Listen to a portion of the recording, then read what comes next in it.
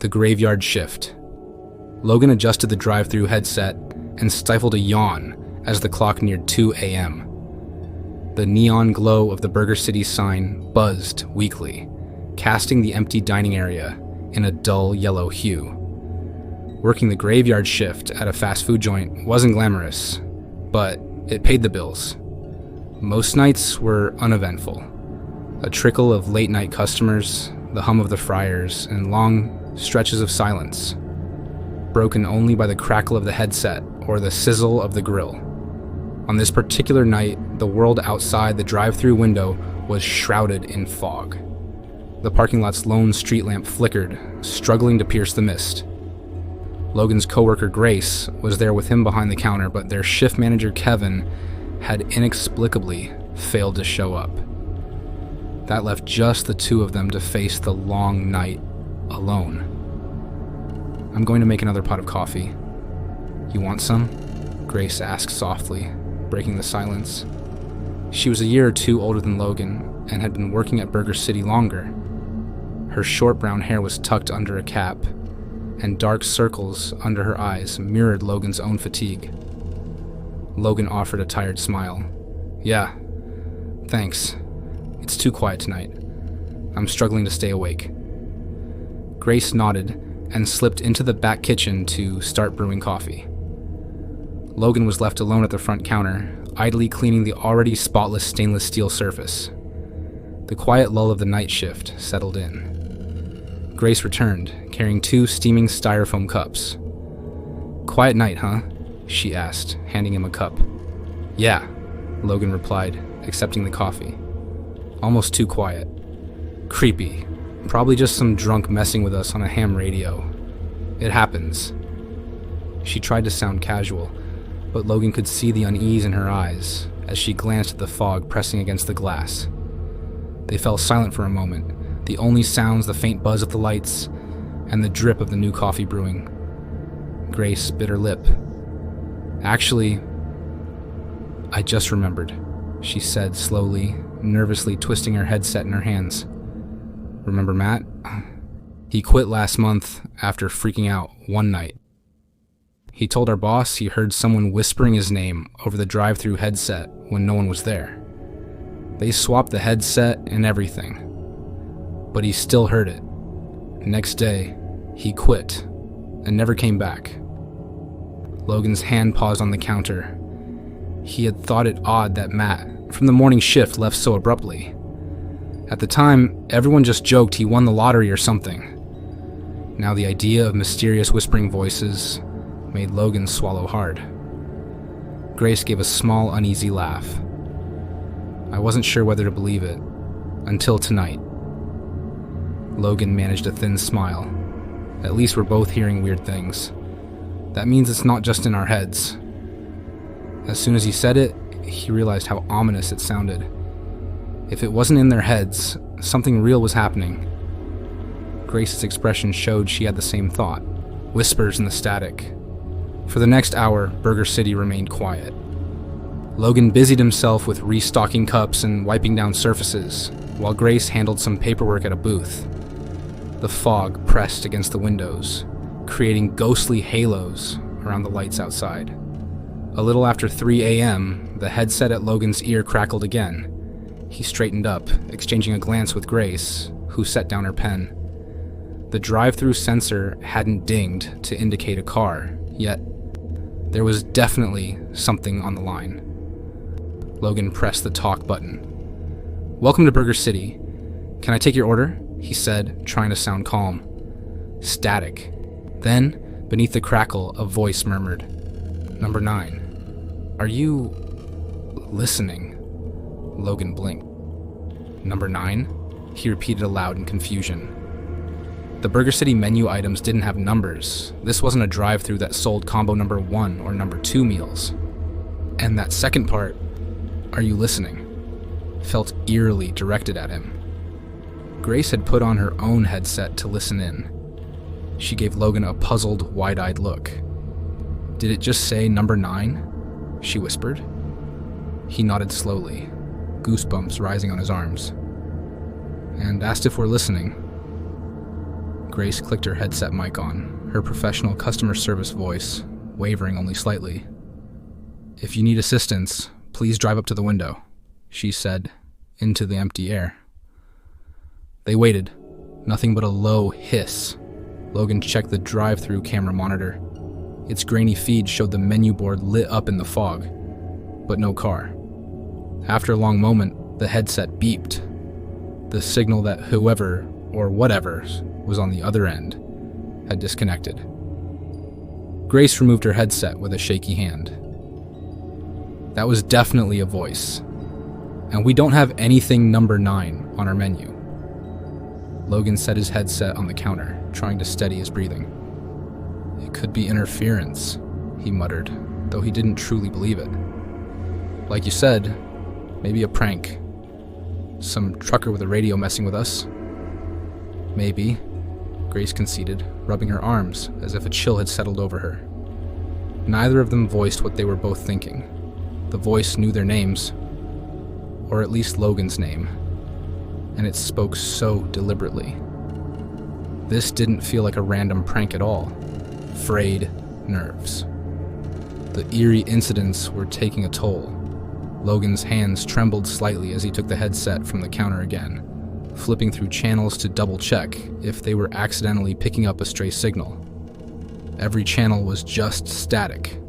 There was nothing but their standard drive-thru frequency in use. Whatever had spoken, it had come to them. Grace paced near the fry station, chewing on her thumbnail. "This is officially the weirdest night of my life," she murmured. Do we call the manager or something? And tell her what? That the drive-thru is haunted? Logan forced a dry chuckle.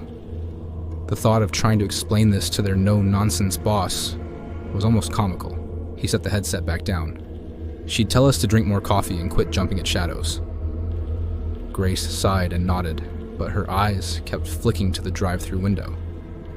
The fog outside was so dense now, it was like a gray wall. "Maybe we should just close up early," she said in a hushed voice. "It's dead tonight anyway. We could pull down the window shutter and sit in the office until morning." Before Logan could reply, the familiar ding of the drive-thru alert sounded, the sensor detecting a vehicle at the menu board. He felt a jolt of adrenaline. Grace visibly tensed, stepping closer to him. It must be a real customer this time, he told himself. Maybe a lost trucker, or someone grabbing an early breakfast. Logan put the headset back on and pressed the talk button, his heart pounding. "Welcome to Burger City. May I take your order?" Silence. Then a faint, distorted whisper. "Logan." Logan's blood turned to ice. The voice that spoke his name was unlike any he recognized. It was layered, like several tones in unison, and filled with a kind of hungry eagerness. He instinctively pulled the headset away from his ear, as if it had burned him. Next to him, Grace heard it too. Her eyes went round with fear. "Who is this?" Logan said into the mic, unable to keep his voice from shaking. "This isn't funny." A crackle of static answered. From the overhead speakers in the kitchen, a muffled echo of that same static hissed and popped. The sound seemed to fill every corner of the restaurant. Then, through the noise, a chorus of overlapping voices poured out. Not just from Logan's headset, but from the ceiling PA and even the tinny outdoor speaker by the menu board. It was impossible to make out individual words at first, because there were so many voices. Men and women, some sobbing, some furious, others frantic. As the volume swelled, a few phrases broke through clearly, repeating on a loop. "Please, help us. It burns. Under the floor. Still here." Logan clamped his hands over his ears, stumbling back against the counter. The sound was overwhelming, a tide of despair and agony that made his vision swim. Grace screamed, dropping her phone as the ghostly cacophony rose to a howl. Overhead, one of the fluorescent lights exploded in a shower of sparks and glass. The entire building seemed to tremble with the force of the anguished voices. The lights flickered wildly, plunging them into a nightmare strobe of light and dark. "Make it stop!" Grace cried, tears in her eyes.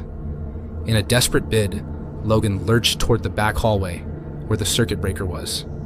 He slammed his palm onto the main power switch. With a loud clack, everything went dark. The hum of the machines died, and the cascade of voices abruptly cut off, leaving a ringing silence. Logan stood there in the pitch black, chest heaving. The only light now was the weak glow of the street lamp filtering in and the intermittent flicker of the neon sign outside. "Grace?" he called out unsteadily. "I'm here," she answered from somewhere near the front, her voice small and frightened. In the faint light, Logan could just make out her crouch behind the counter, hands still pressed over her ears. He grabbed the heavy-duty flashlight they kept mounted on the wall and clicked it on, illuminating her pale, terrified face. "It stopped," Grace whispered, scarcely believing it. Logan nodded, helping her to her feet.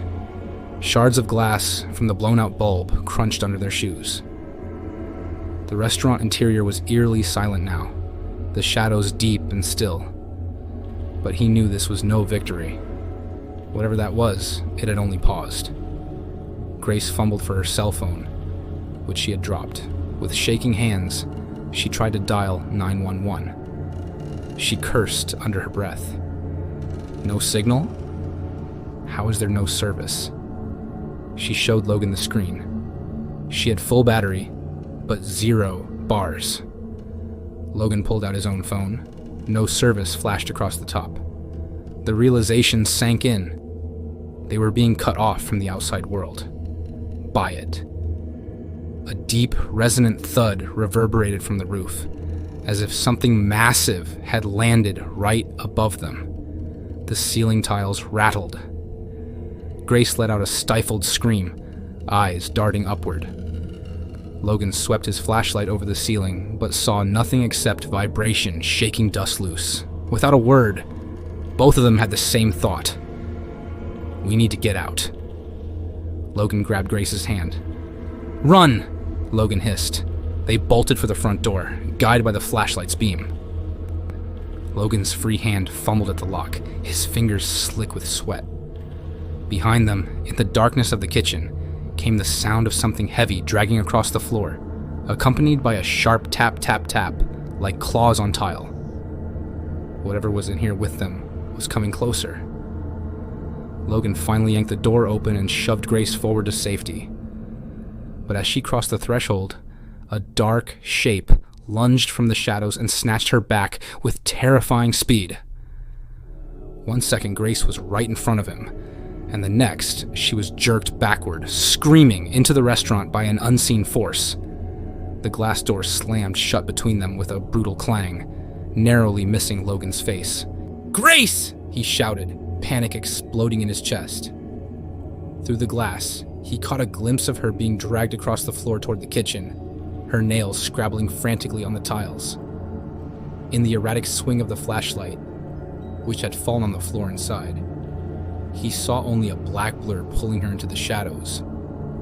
Then she and the thing that took her were gone, swallowed by the dark beyond the reach of the light. Logan seized the door handle and yanked with all his strength. It wouldn't budge, as if an invisible hand pressed it closed from the other side. "Let her go!" he yelled, pounding on the glass in vain. The fog outside clung to him cold and thick, but he refused to leave that door. He couldn't abandon Grace. His mind raced. There was another way in.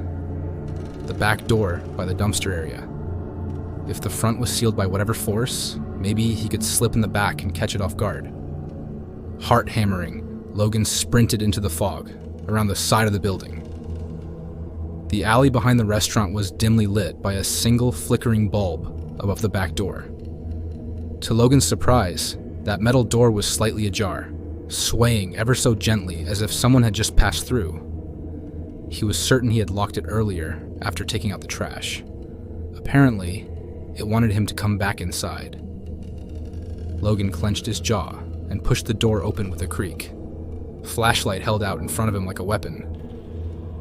"Grace?" he called softly into the kitchen. Only silence answered. The beam illuminated stainless steel counters and sinks. The fryers were off, the prep area empty. Everything looked normal, except for the oppressive stillness and the fact that the power was out, leaving the place in gloom. There was a trail of something on the floor, a thin slick of liquid that glistened under the flashlight. It led from the front of the restaurant toward the back storage room. Whether it was water or something more sinister, Logan couldn't tell, but he followed it. His teeth were chattering, more from fear than the chill. Somewhere ahead, he thought he heard a muffled cry, quickly cut off. Grace was still alive, and he was going to get her back. The hidden lab. In the back storage room, Logan's flashlight caught a detail he'd never paid attention to before. A square outline in the floor.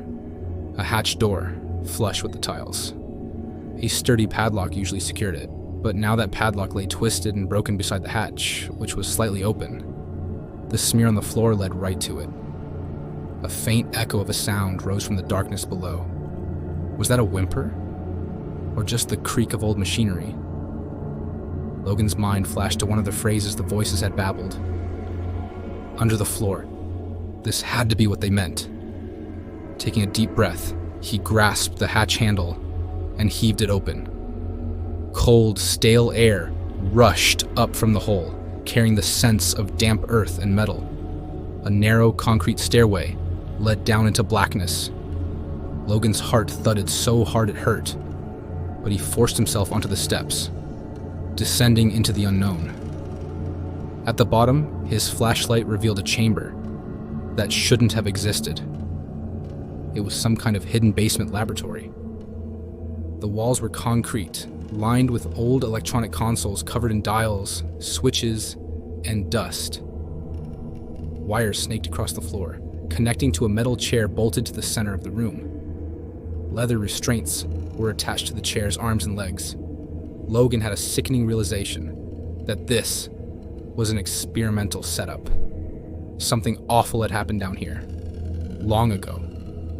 His eyes darted around, searching for Grace. He found her almost immediately. She was strapped into that metal chair, head slumped forward, unconscious but visibly breathing. Relief surged through him at seeing her alive, tempered by terror at the situation. "Grace!" he called, rushing toward her. Before he could reach the chair, a figure stepped from behind one of the consoles, blocking his path. Logan skidded to a halt, nearly dropping the flashlight. It was a man in a Burger City uniform. For a split second, Logan's mind grasped for a rational thought. Kevin? Yes, the figure had Kevin's build, wore the same green polo with the Burger City logo, and even had the same spiky haircut. But as he raised the flashlight, Logan's stomach turned. Kevin's eyes were milky white, rolled back in his head.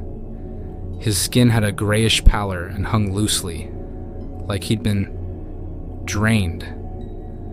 Dried streaks of something dark trailed from his ears and nose. Kevin's lips parted and a low, garbled moan came out. He moved toward Logan with a stiff jerkiness, like a puppet on tangled strings. "Kevin," Logan breathed, horror choking him. Kevin had been missing all night, maybe even longer. Now here he was, but clearly not himself. It was as if only Kevin's shell remained, inhabited by something else. Kevin's head twitched to the side at an unnatural angle. He reached one arm toward the chair where Grace was bound, and in a wet, grating voice that was half Kevin's and half that other voice from the headset, he rasped, "One more. One more," as if reciting an order. Logan had to act quickly. He spotted a heavy wrench on a nearby tool bench and snatched it up.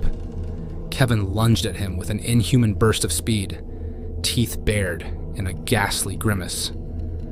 Logan swung the wrench in desperation. The steel struck Kevin's temple with a nauseating thunk. Kevin crumpled to the floor, collapsing against a rack of humming equipment. A strange double-toned howl, part human, part electronic, gurgled from his throat. Then his body went limp. Kevin lay in a heap, deathly still. Before Logan could catch his breath, a high-pitched whine erupted from the consoles. Lights that had been dark for decades flickered erratically. An automated voice, recording from some bygone era, crackled over an intercom speaker. Subject unstable. Initiate termination protocol. The machinery sparked to life. In the corner of the ceiling, something peeled itself away from the darkness, as if the shadow there had grown claws and eyes. Logan swung the flashlight up just in time to see a nightmare form uncoil. It was humanoid in outline, but its limbs were too long, its body shimmering and indistinct. 2 pinpoints of glowing white light fixed on Logan from what might be a face. A guttural snarl echoed through the chamber, not through air alone, but also inside Logan's mind. The shadow thing darted across the ceiling with a skittering clatter. Logan dove aside as it dropped to the floor where he'd stood, narrowly missing him. Up close, it was a shifting mass of darkness, like living smoke given a vaguely human shape. It had no features except those burning white eyes, and a maw that opened in the silhouette of a scream. The creature hissed and recoiled as the beam of Logan's flashlight passed over it. Instead, it turned its attention toward Grace, who remained slumped and defenseless in the chair. A tendril of shadow stretched toward her, as if to envelop her. "No!" Logan shouted. He realized in a flash that this entity intended to finish what it started. To take Grace, perhaps as it had taken Kevin and others. In that instant, courage outran fear. Logan scrambled to his feet and swung the wrench at the largest console of equipment, smashing it down on the brittle metal and glass. The panel burst in a shower of sparks. He didn't stop there. With a yell, he brought the wrench down again and again, tearing out wires, knocking over racks of ancient circuitry. The effect was immediate. The creature shrieked, a hideous sound like a chorus of screams played in reverse. Its shape flickered, momentarily disintegrating into swirling black vapor before solidifying again. It writhed, caught between advancing toward Logan and retreating. The glowing eyes blinked in and out erratically. Logan noticed the remaining monitors and dials going haywire. One gauge blew out completely, spewing glass. The entity reeled as if struck each time another console died. The machines and the creature were connected, he realized. This equipment had called it forth or given it power. And now he was taking that power away. He swung at a cluster of cables running along the wall. The bundle tore free in a spray of electrical arcs. Kevin's body, which had begun to stir on the floor, fell back with a thud and lay motionless, the unearthly life finally snuffed from it. The shadow creature let out a prolonged wail that fluctuated between rage and despair. It tried to lunge for Logan, but its form was unstable, melting from human-like to a spidery tangle of limbs, and then to an amorphous cloud. With a final crash of the wrench through what looked like a central control unit, Logan severed the last connection. The creature's scream rose to a deafening pitch. Logan dropped the wrench and clamped his hands over his ears, doubling over.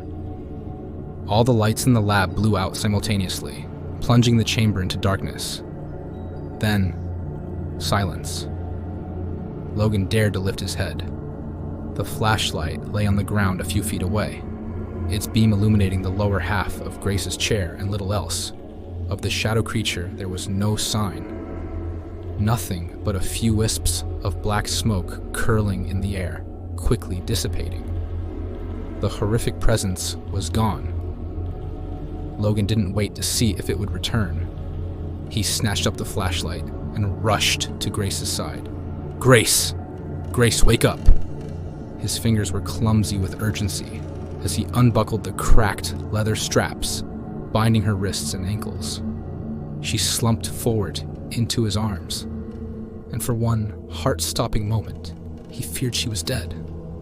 But then she stirred. letting out a weak groan. "Grace, it's okay. I got you," Logan whispered, almost choking on a sob of relief. He gently lifted her from the chair. Her eyes fluttered open, halfway, unfocused.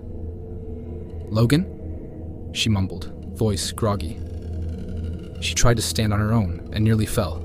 Her legs were like jelly. "I'm here," he said, slinging her arm over his shoulders to support her. "We have to get out of here. Can you walk?" Grace gave a shaky nod. Together they hobbled toward the stairs. Logan cast one glance back at that terrible room, at the ruined machines sparking quietly, at Kevin's crumpled form on the floor. In the faint beam of the flashlight, he thought he saw a thin tendril of black smoke slither into a crack in the wall, vanishing as if it had never been. He didn't mention it to Grace. He just tightened his arm around her and began climbing up, away from that underground nightmare. They emerged into the storage room, then out into the kitchen. Dawn light was just starting to touch the fog outside, turning it a dirty gray.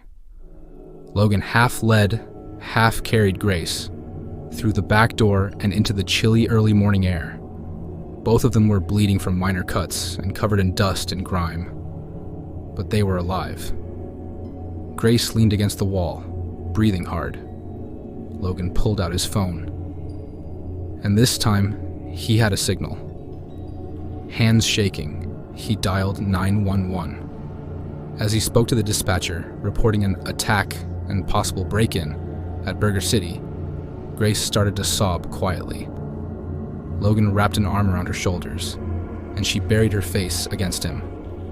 "It's over," he murmured, though his eyes kept scanning the foggy shadows, half expecting to see a pair of white eyes glaring back. But there was nothing there. Only silence and the faint glow of morning. Chilling revelation. When the first rays of dawn finally broke over the parking lot, Logan and Grace were safe outside, huddled together on the curb and watching thin wisps of smoke waft from the shattered drive-thru window. Police cars and emergency vehicles arrived within minutes of their call. By the time the sun fully rose, the unbelievable truth beneath Burger City was starting to come out. Investigators descended the hatch and discovered the hidden laboratory with its bizarre equipment, along with grim evidence of victims who had been claimed over the years. Kevin's lifeless body was brought up, and there were indications that he wasn't the first employee to vanish during a late shift. In the days that followed, Logan learned the truth. Decades ago, the site had housed a secret experiment to weaponize sound. The lab's devices could induce fear and hallucinations, even make people hear phantom voices. But the experiment went horribly wrong. Some believed it opened a door to something beyond, or perhaps it created a malevolent presence from the suffering it caused. That presence lingered beneath a restaurant for years, feeding on unwitting night staff by luring them with voices and commandeering their bodies, just as it had with Kevin. A month later, as Logan lay in bed in his own home, a faint crackle came from his bedside radio. His heart clenched with momentary fear, until a familiar whisper emerged. "Thank you." The voice was gentle, full of relief. Logan sat up, eyes wet. Whether it was his mind playing tricks, or the freed spirits of Burger City saying their final farewell, he wasn't sure. But he whispered, "You're welcome," into the darkness, and for the first time in weeks, he slept without a nightmare. He and Grace would carry the scars of that night forever, but they found solace, knowing they stopped the horror and gave peace to those restless voices. Some secrets are meant to stay buried, and some voices, once heard, will finally fall silent. Thank you for listening to Voices in the Drive-Thru on Spooky Chilling Tales. If this story gave you goosebumps, be sure to like the video, comment with your thoughts, and subscribe to our channel for more creepy, suspenseful stories. Until next time, stay spooky.